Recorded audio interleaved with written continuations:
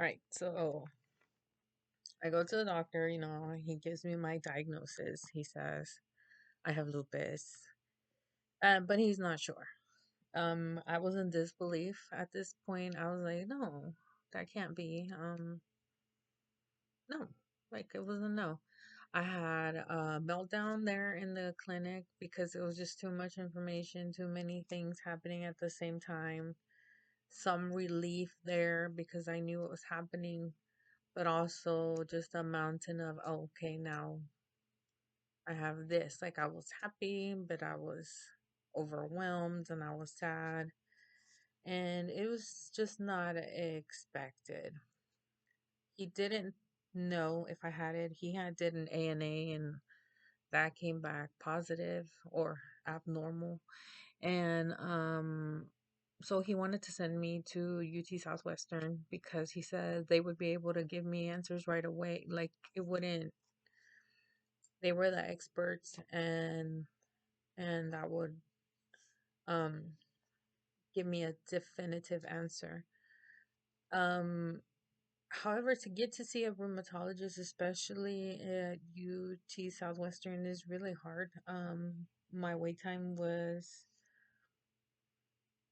so long that they told me that it was better just to go see someone else. I think they actually told me they were not accepting new patients, but this was later because I needed to make an appointment there with the what are those called?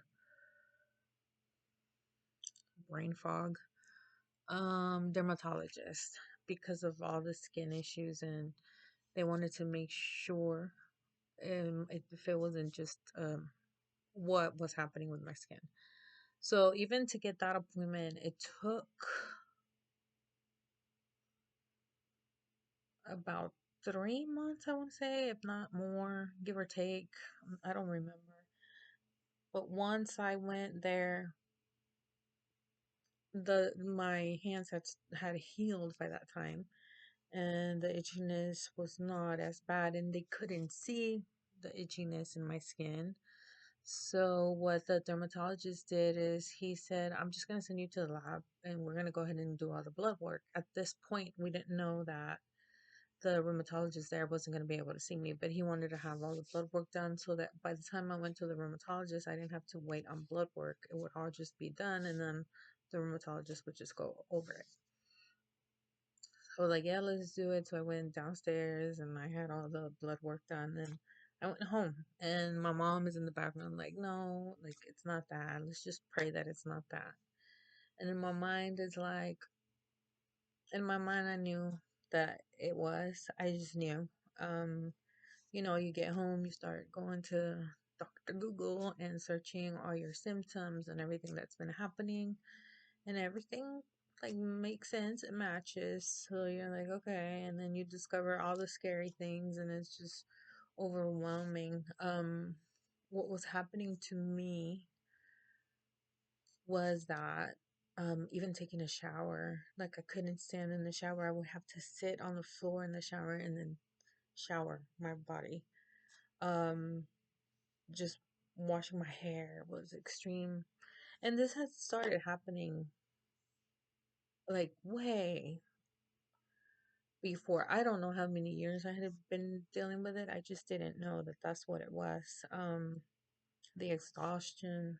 I didn't know where it was coming from. I would get home from work and like go to sleep.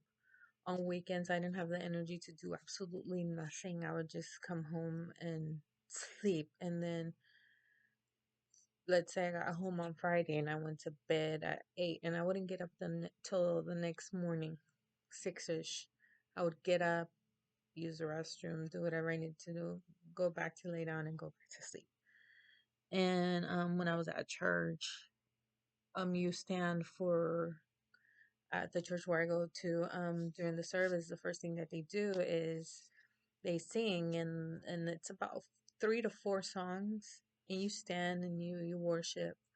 And I couldn't do it, and I felt so bad because I had to sit down. I just couldn't stand. It was just it's an unexplainable exhaustion. Another big thing that I had was irritability.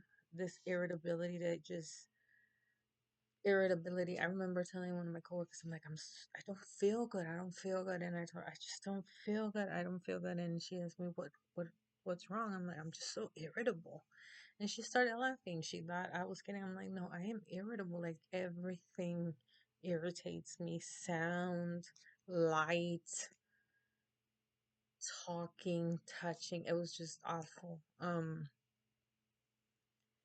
So when you put all of it together, and of course, I've been having hair loss, memory issues, or whatever it's called, brain fog, but I didn't know that that's what it was. I thought it was side effects from COVID back in 2020 when I had it.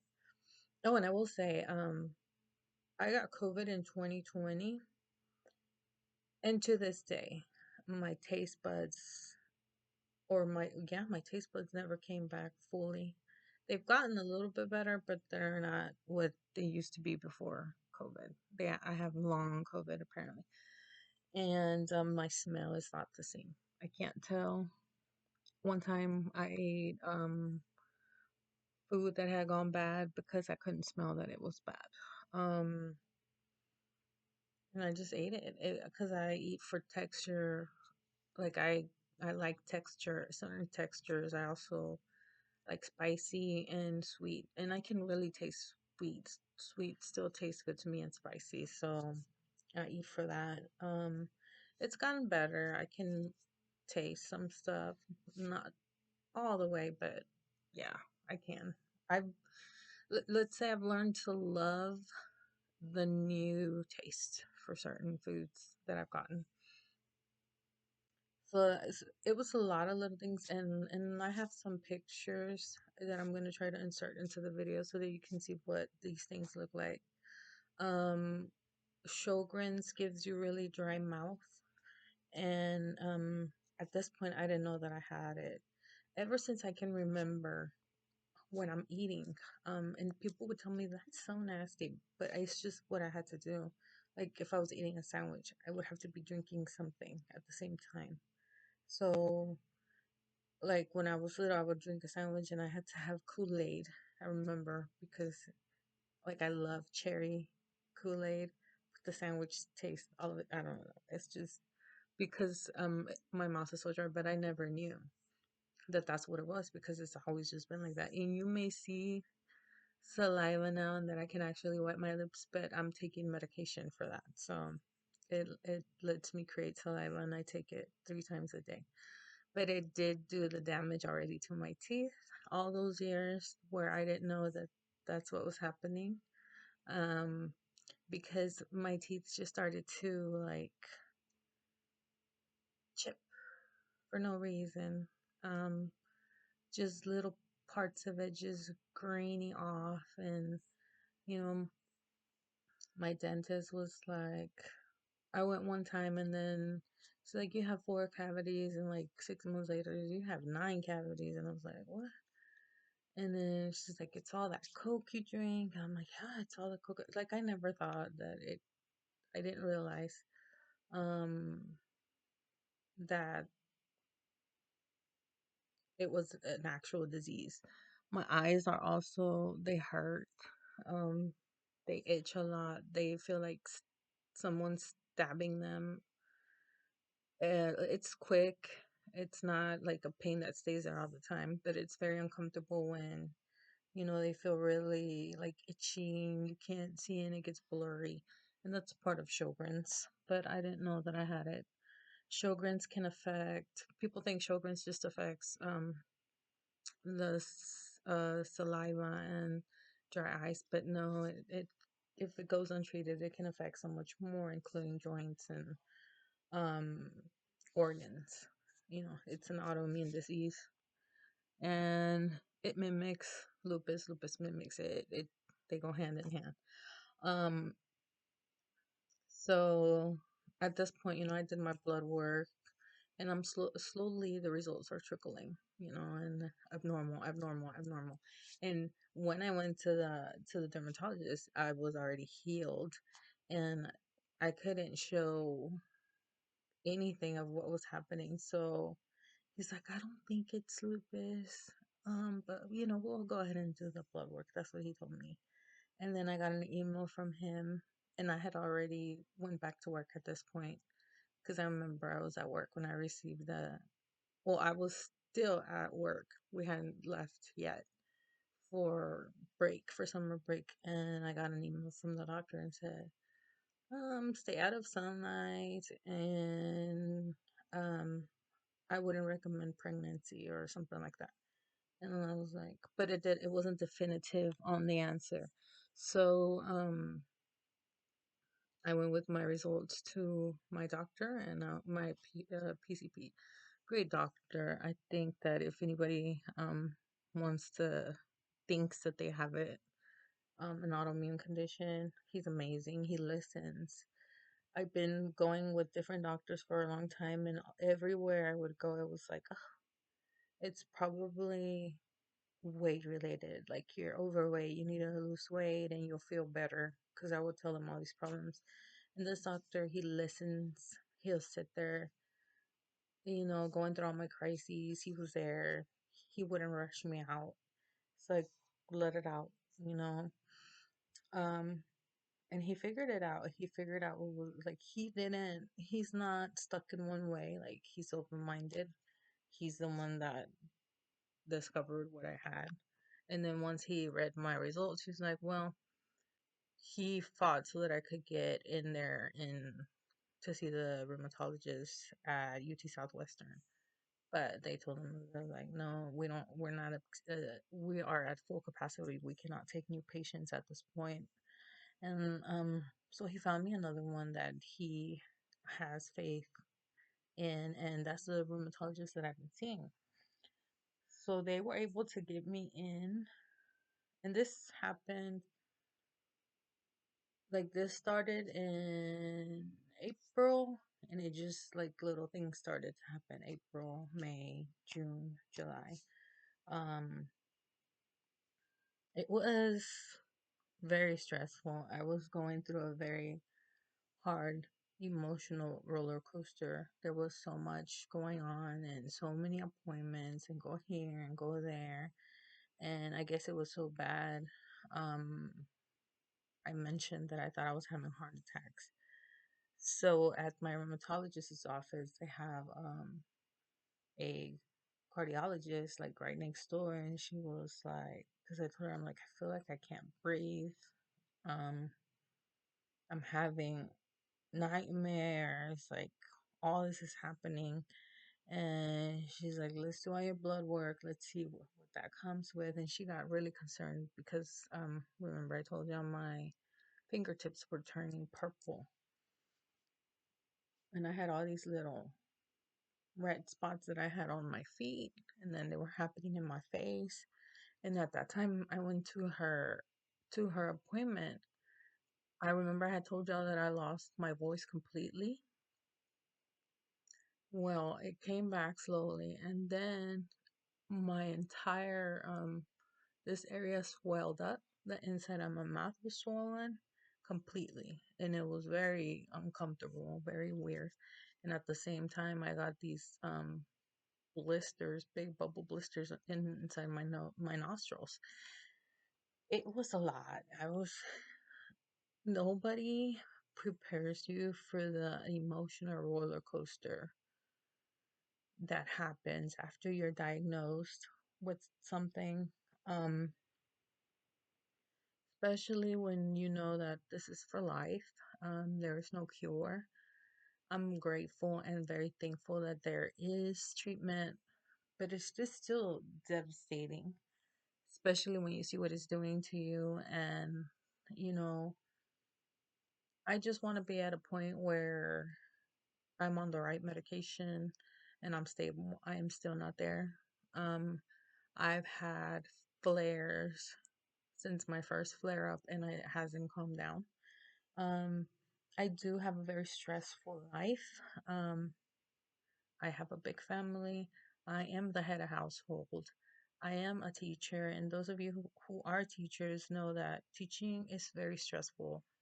I teach first grade, and it's very, very, very stressful. to be a teacher right now.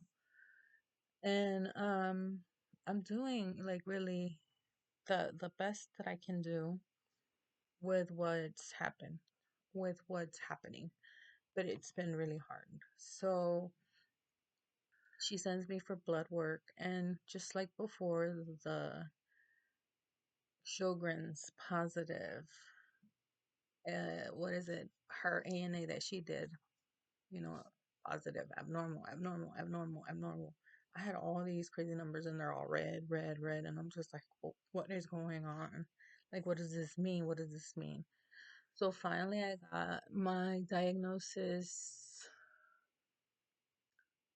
July 16, I believe I went, and she told me that she thought that's what it was, but officially it was a 20, I want to say the 26th, the day that I was officially diagnosed. So we had gone back to work. We were in PD, and I remember that morning I woke up at 4 o'clock in the morning, and we had PD that day. And I woke up from a dead sleep, circles, circles, circles. Just so dizzy, and I couldn't control it, and it was just kept happening. And I would close my eyes and it was still happening. I would open my eyes and it was still happening. I couldn't. So like I woke up my partner and I was like, "Hey, something is happening here.